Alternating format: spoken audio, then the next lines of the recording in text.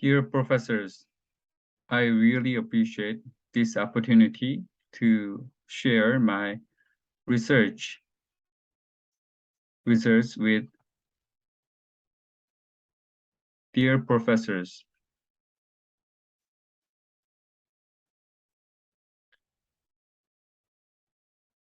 But I have to apologize that I can't participate in the meeting of AECF International Conference because there is a early admission interview for college entrance exam at Hosei University today. So I have to participate in this college entrance examination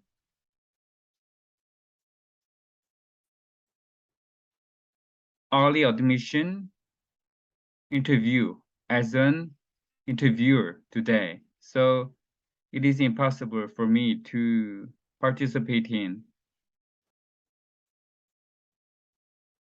the meeting for today. I wish all of you could understand my situation that I have faced. Thank you.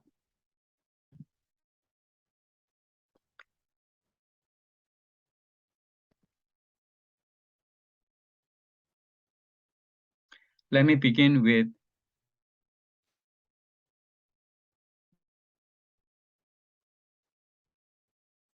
a greeting to all of you.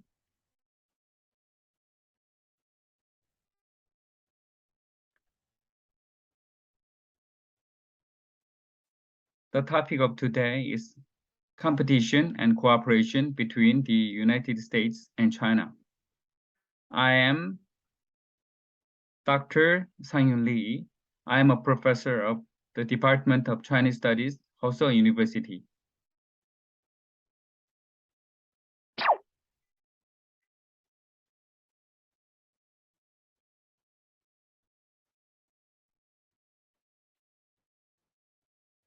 Firstly, we have to take a look at some main views on international politics. Although there are several main views on international politics, I think that two main views on international politics are very important. The first one is liberalist.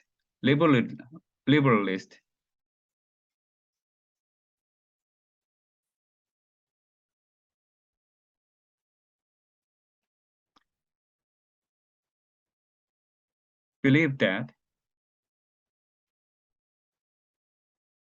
East Asia was not full of conflict and it is not unstable.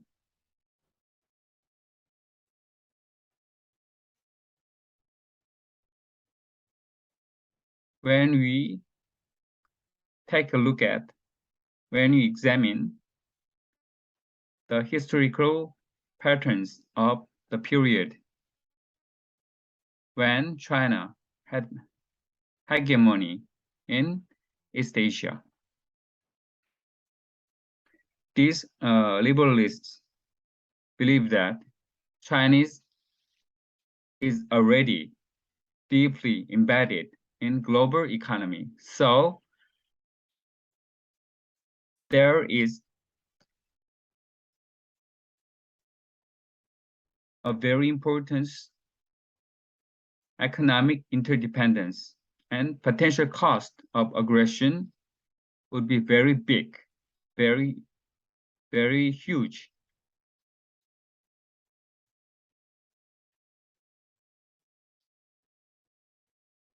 Unlike the views of liberalists, realists, believe that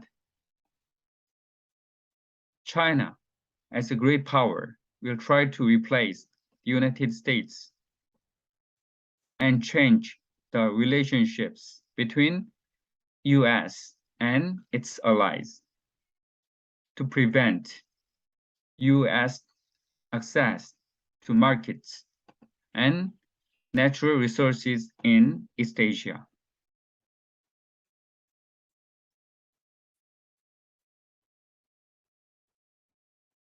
The United States is actually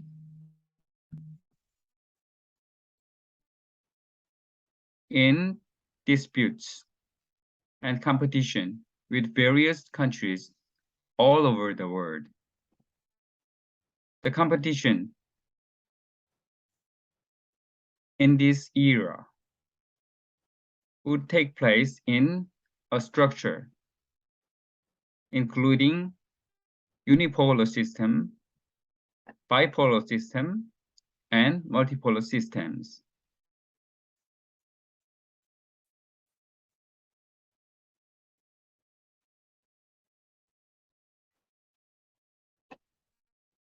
The United States would have to take part in the conflicts of NATO and EU, Japan, ROK, and Far East, and many regions on the earth.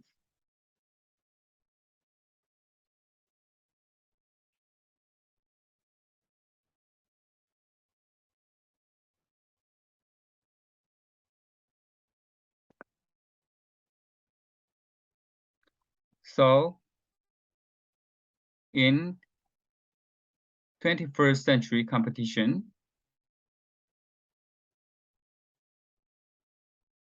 the types of competition could include competition for status,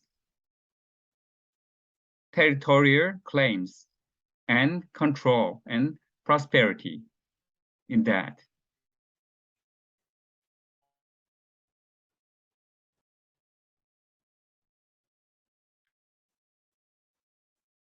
And above all, we have to assume the United States and China go into war. Above all, both US and China are too big, too large to be dominated by another great power. According to a study conducted by Rand Corporation in US, with a year of fierce non-nuclear warfare, the US GDP will decline by 10%, but the Chinese GDP would decline by 35%. This is the news provided by the diplomat. I think all of you would know that F-35 is a high technology and very advanced fighter of US. But when US government or US manufacturer have to produce F-35, they have to import various Chinese parts to assemble, to produce this kind of advanced and high technology fighter. And this is a news provided by New York Post. US military has been rated as weak, not strong, or not neutral. Weak.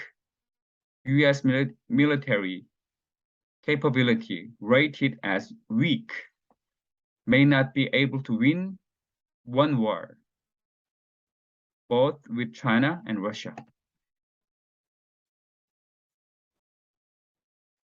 Estimated economic costs after 1 year of severe war, the effects on GDP of US could decline means the cost of the United States, the GDP of the United States could decline by 5 to 10%. At the same time, the GDP of China could decline by 25 to 35%.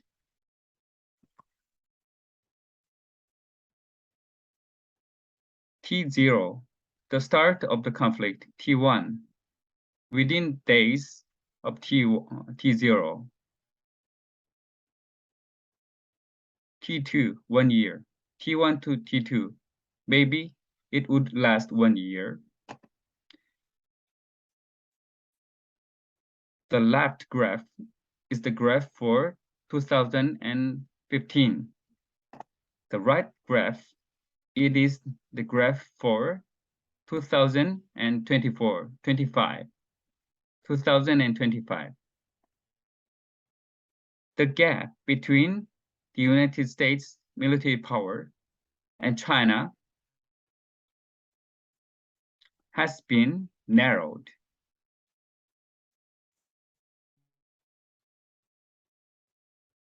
The dark green means US capabilities have some major advantages. Green color means US capabilities have advantages. Yellow color, both parties are neck to neck. Orange color, it means Chinese capabilities have advantages. Red color means Chinese capabilities have major advantages. From item 1 to item 8.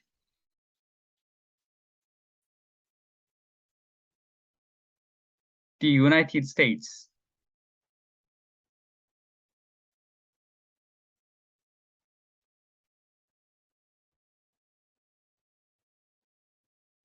only have 2 items to take advantages. The United States take advantages only on 2 items.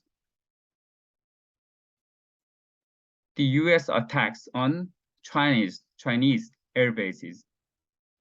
US anti-surface warfare, only 2 items that have some advantages. And this is not the only report revealed that US has been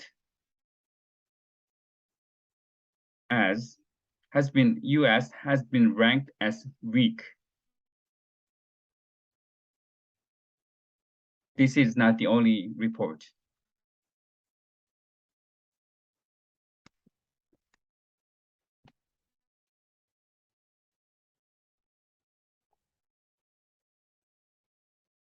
Next, we have to take a look at the impact of the trade conflicts between the United States and China.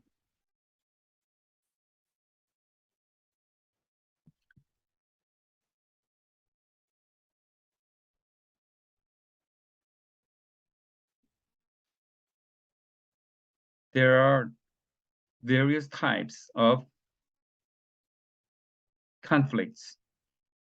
trade conflicts between US and China. The first level is trade conflict, and the second is escalation. And then trade policy uncertainty low level, and trade policy uncertainty high level. If there are trade policy uncertainty low level and high level, the real GDP of China will decline by 0.339% and 0.448%. And the real GDP of US would decline by 1.1% and 1.62%.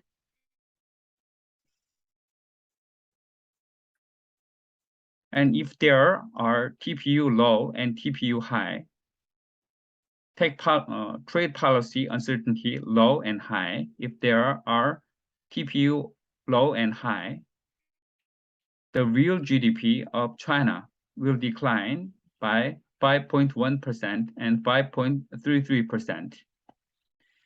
And the real export of China, the real export of the United States will decline by 13.24%. And the real export of the United States will decline by 18.7%. So the effects of real GDP and the effects of real export of the United States would be bigger than those of the China.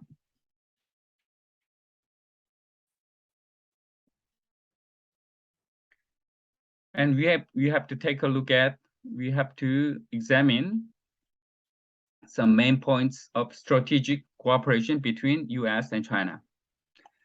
China's rise will not necessarily lead to zero-sum game in competition with US. And the strengthening of China's international status will not necessarily mean the weakening of the position of the United States. After China had joined WTO in 2001, the trade volume between US and China has grown rapidly from $125 billion to $700 billion.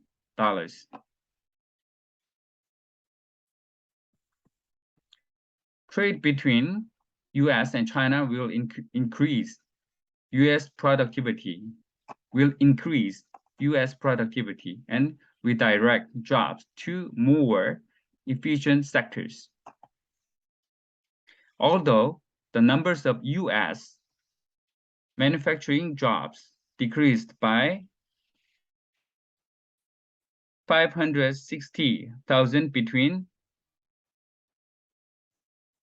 1999 and 2001, and the reorganization of manufacturing industries and innovation have made US industries more adept at competing with Chinese imports and created, it is very important, it has created 1.2 million jobs since 2010.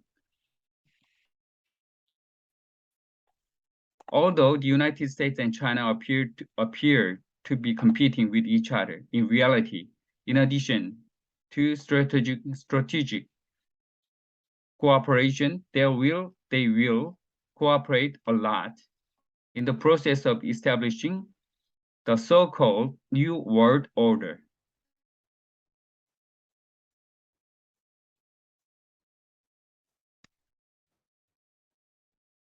Strategic cooperation between US and China has repeated periods of development and periods of decline. It has repeated periods of development and periods of decline.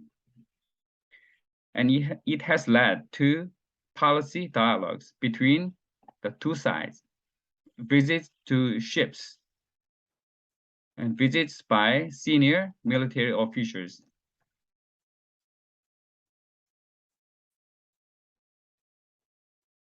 It has been the strategic cooperation and dialogues between US military and China military has been continuing during the time of presidency of George W. Bush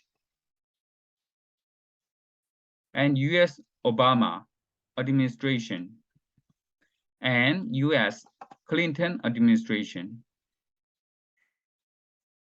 Between 1995 and 1999, the Clinton administration had made ambitious, sustained efforts to enter into a relationship with Chinese military sector on important issues in the field of security. In this time, Chinese government also seemed to be interested in deepening the linkage between the United States and China.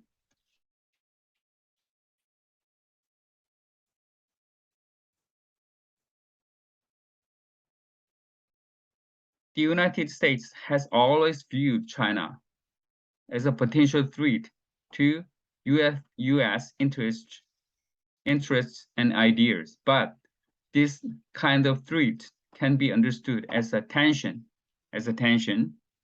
rather than war or conflict. Thank you very much. Thank you.